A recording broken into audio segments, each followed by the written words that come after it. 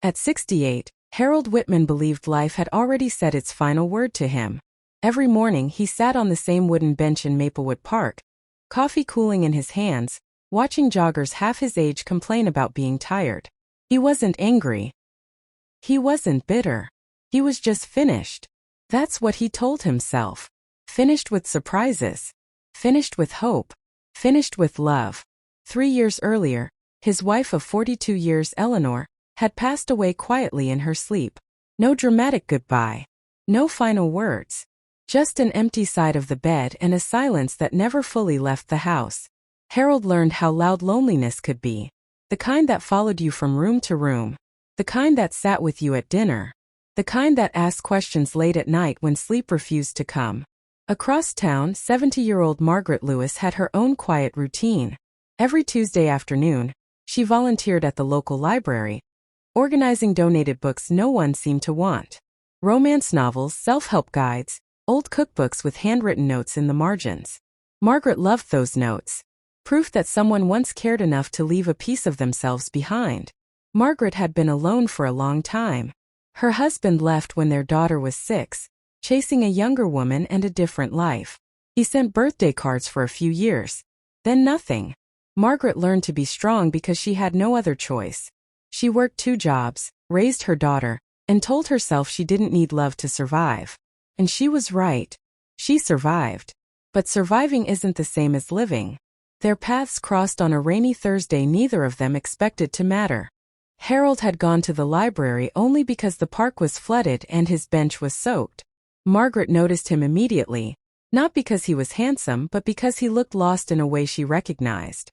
He stood in the history aisle holding a book upside down, clearly pretending to read.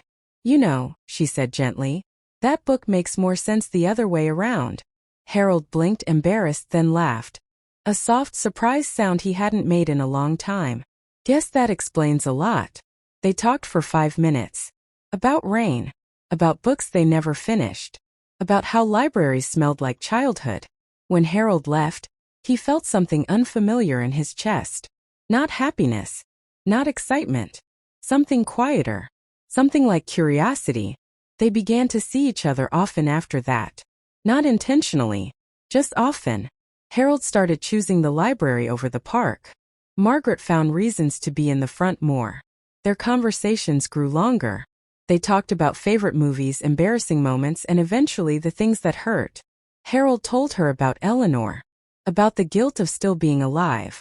About how loving someone so deeply felt like a life sentence of missing them forever.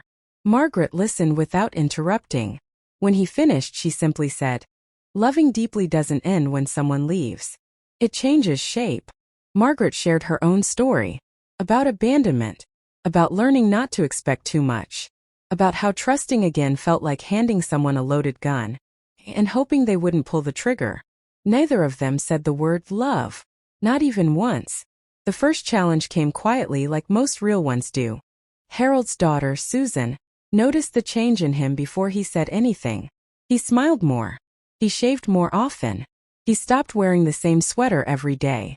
When he finally mentioned Margaret, Susan's reaction was polite, but guarded. "I'm glad you have a friend, Dad," she said carefully. Harold heard the unspoken words. Just a friend. Margaret faced her own resistance. Her daughter, Claire, was openly skeptical. "Mom, you've been alone for decades. Why now? Why risk getting hurt again?" Margaret didn't have a perfect answer. She only knew that something felt unfinished inside her, and for the first time in years, she wanted to see what was on the next page. Fear crept in as it always does. Harold worried he was betraying Eleanor's memory. Margaret worried she was too old to start something new. They both worried about time. At their age, time wasn't generous. One evening, Harold didn't show up at the library. Margaret told herself not to panic. People had lives. But the next day passed. Then another. On the 4th day, she found out Harold had been hospitalized after a minor stroke.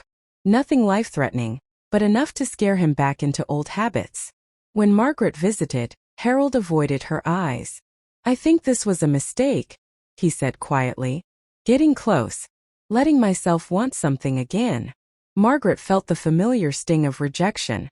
The old voice whispered, "You knew this would happen." But this time